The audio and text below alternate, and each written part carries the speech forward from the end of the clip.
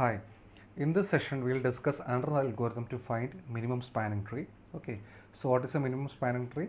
You know that in a connected graph, okay, from a connected graph you can always construct a spanning tree. So what's a spanning tree? A spanning tree is a subgraph which contain all the vertices of that connected graph, and also it is a tree. So that's a spanning tree. So a connected graph may have many spanning trees.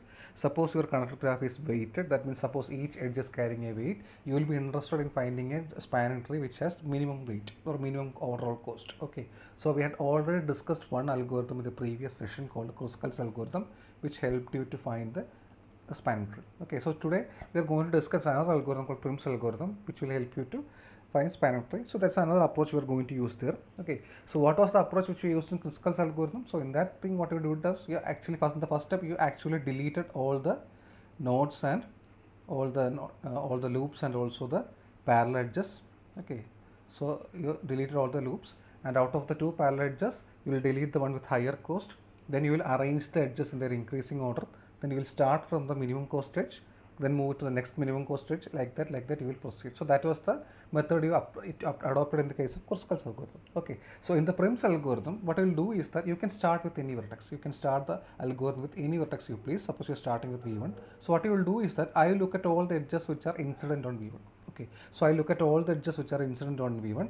Okay, and then I will choose the edge with minimum cost. Okay, suppose two edges like this are coming out, like for example the cost of this edge is 2 and the cost of this edge is 3. I will choose this edge. Okay, so first you start with any vertex, look at all the edges which are coming from both that vertex, then you choose the edge with minimum cost. Okay, so now you will reach a new vertex called v2. So the next what you will do is that you will look at both the vertices v1 and v2. Okay, now you look at both the vertices v1 and v2 and look at all the edges which are now incident on both v1 and v2. Okay, so you have to remember, don't no, you should not only look at v2 only, we have to also look at v1 also. So look at all the edges which are incident at both v1 and v2 and select the edge from with minimum cost which was not selected before. Okay, suppose one edge is going like this, or the edge is v4 was going like this. Suppose this is the graph here. So if you look at both the vertices, you can see that already we have chosen this edge with degree with cost 2. Okay, now there are two more edges there. One edge 3 of weight 3 which is coming out of v1, and that's another edge of weight 4 which is coming out of v2. So this is the edge which minimum cost. I'll choose this one. Okay, so that's the idea. Okay, so once you get newer vertices, now you have to observe at all the edges which are incident on the newer vertices, and you have to choose the one with minimum cost. Okay, and also remember one thing, and you should choose in such a way that the newly chosen edge should not form a circuit. Okay, so you have to skip those edges which form a circuit. Apart from that, every other method is just the same. Okay, so we'll illustrate this concept more, but still I hope it is clear. But now if you have observed this, you will see that you are starting with a vertex, you are choosing an edge which is coming out of that vertex, again you are going to a new vertex, again you are choosing a new edge out of these two vertices. So all at each step of this algorithm, you can see that the new edge is always connected to the previous vertices. Okay, that means at each stage of this algorithm, the graph is always connected. Okay, this was not true in the case of in the case of Kruskal's algorithm. Okay, so in the Prim's algorithm, the main point of difference is that at each point the graph would be connected. Okay, so now let us now run through the algorithm. This is the algorithm here. I have written it here. Okay, so the idea is that at each step we have to add a cheapest possible connection from the tree to the another vertex. Okay, so we'll come to that later after we see the illustration. So let us run through the steps once again. So what are the steps? The first step in both the algorithm is that first you have to delete the loops. Okay, and if parallel edges are present, you have to delete the one with higher cost. That was the same as in Kruskal's algorithm. Okay, and second step is you can start with any tree. Okay, I have already told you can start with any vertex as your tree. In the next step, you have to check out all the edges which are coming out of this vertex, and you have to select the edge with minimum cost. Okay, and include it in the tree. Okay, and the next step what will you do is that now you have two vertices in your collection. Look at both the two vertices and look at all the edges which are coming out of these vertices and select the one with minimum cost. Okay, and that such a selection should not create a circuit. So if such an edge will create a circuit, ignore that edge. Okay, so proceeding like this till you get all the vertices, you have to continue this process. So that is the idea. So now let us try to do this problem practically. Okay, so let us consider a tree like this, like we have this we used in Kruskal's algorithm. We are going to consider a tree like this. So the first step will be you have to check whether there are any loops or parallel edges, then you have to remove that. Okay, so you can see that this one is a loop here, so this you can remove it, and similarly here there are two parallel edges are there. So the one with higher cost is this, so I'll just delete it. So I'll only be dealing with the remaining graph. So the first step is remove the loops, and out of the parallel edges delete the one with higher cost. Okay, that's the first step. Okay, in the second step, what we'll do is that you can start from any vertex. Okay, so this is the okay, so this is the step here. So the first step is we have deleted the loops and also parallel edges, and I will come to that. The now second step is you can start with any vertex. So suppose I'm starting with this S.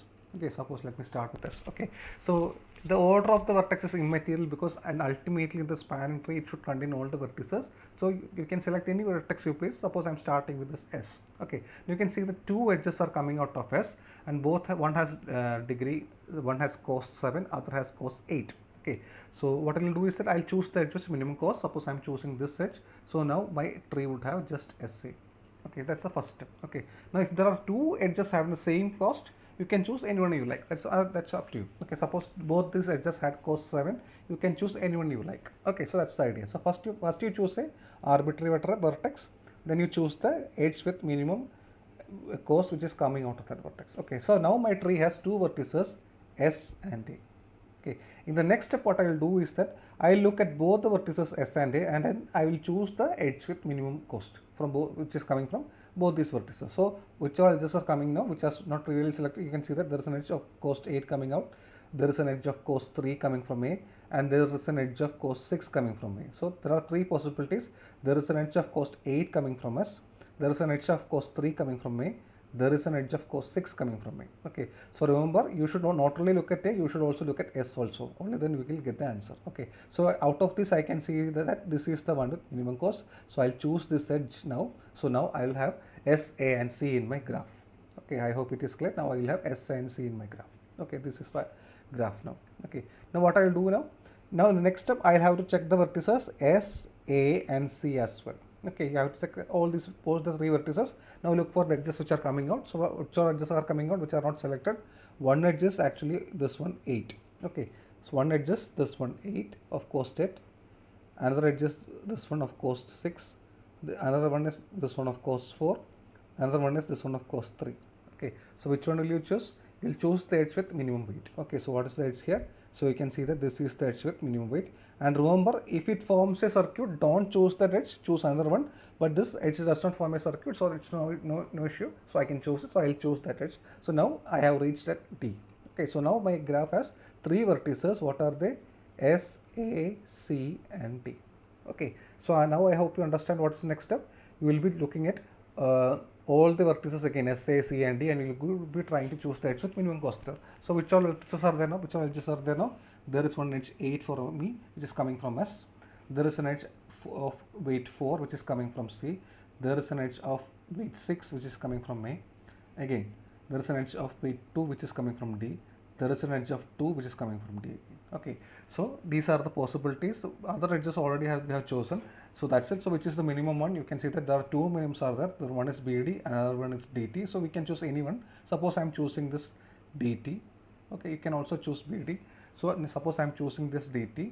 Okay, in the next step, what I will do is that I look at all these vertices till now, and then I look at the ones with minimum cost. So you can see that 5 will also be there.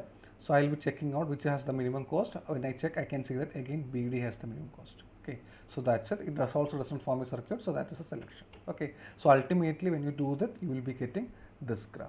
Okay, so you can see that all the vertices have been accounted for, and you are getting a spanning tree, and also all the edges also we have inspected. Okay, so we have, or since all the vertices that come in the graph, you can stop at the stop because you have already got your spanning. So this algorithm could be stopped once you get all the vertices. So that's the idea. Okay, so that is this. So this is the minimum cost spanning tree. Okay, that's very simple thing. What's the, so I'll run through the algorithm once again. So what will you do? You can start with any vertex, look at all the edges which are coming out of that vertex, and select the one with minimum cost. Okay, so once you select the one with minimum cost, now your graph will have two vertices. Now next step, what will you do? You look at all the edges which are coming out of these two vertices and select the one with minimum cost. Okay, provided it does not form a circuit. Okay, with the all previously selected edges. Okay, so you will get a new edge. So that means you will get a new vertex now. Now look at the new vertices now. Look at all the vertices now and look for all the edges which are coming out of these vertices and select the one with minimum cost and which does not form a circle. Okay, like that you can proceed till you get all the vertices. So that is the Prim's algorithm. So I hope it is clear. So let us read the algorithm here. So the T be a single vertex, you can say while T has fewer than n vertices. So you will stop when you will have n vertices. Find the smallest edge connecting T to G minus T and add to 2T. Okay, so that's the idea. So you can see this algorithm. So you can write another algorithm. If you look at internet, you can see many algorithms for this. But the basic idea is this: at each step, you are looking at all the edges which are coming out of the vertices, and you are going to select the one with minimum cost, which does not form a circle. Okay, that's the idea. Very simple idea. Okay, so this is it. So let us see some more examples. So here you can also, this is also a graph. So the same problems which you have done with Kruskal's algorithm can also be applied here. So here also let us try to do it. So let us try to do this problem now. So what will you do? So you can start from any vertex. Suppose I am starting with A. I look at all the edges which are coming out of A. There are two edges there, 3 of degree 3 and of cost 3 and 2. So this is the one with minimum cost. I'll choose this one. Okay. So now I have A and C in my graph. Okay. Out of that, look at all the edges which are coming out of A and C and choose the one with minimum cost. You can see that there are two such edges. One is this edge, another one is this edge. Okay. So these two edges have higher values. So you can choose any one. Suppose I am choosing this one. Okay, in the next step what will you do? Okay, suppose if I choose this one. Okay, now I have three vertices. What are they? A, C and B. Okay, out of them choose the one with minimum cost. So there are two, so this three could not be chosen because it will create a circuit, so I can't choose this one, so I will not choose that. Again, I can take 6 and also I can take 5 and 5. I can take any edge I please. I'll just choose this one. Suppose I am choosing this one. Okay, so in the next step I will have to observe at the vertices A, B, C and E. Okay, so there is a vertex of degree 6. Again there is a vertex of degree 2, there is an edge of degree 2 and similar edge of degree 5. Okay, edge of degree 3 is there. Okay, so edge of degree 4 is there, which is coming out of the C. Okay, so choose the one with minimum cost, so I will choose this one. Okay, so like now we have reached D there. So once you have reached D, again you can check at all the vertices for the minimum cost. So when you check, you will have this edge also there too. Okay, so no other vertices are there, so I'll choose this one. Okay, now I have reached edge. So once I have reached edge, you will again check all the edges which are coming out. So I can't choose this edge because it will create a circuit again. So I can, so there is an edge of degree 3, there is an edge of degree 4, there is an edge of not degree cost 4, there is an edge of cost 5 here, there is an edge of cost 6 there. So out of this minimum is this one which has cost 3, so I will choose this one. Okay, so now you have reached G also. Again you have to choose edges because everything is not obtained now. So now when you look at again, I can't choose this edge because it will create a circuit. Okay, so any more edges left, this is, I can choose this one, so it will create a circuit there. Okay, so now there are edges with, here the edge has cost 5, here the edge has cost 4, here the edge has cost 4, here the edge has, this cannot be chosen, so you can choose anyone you like. So since there are two edges of cost 4, I'll choose this one.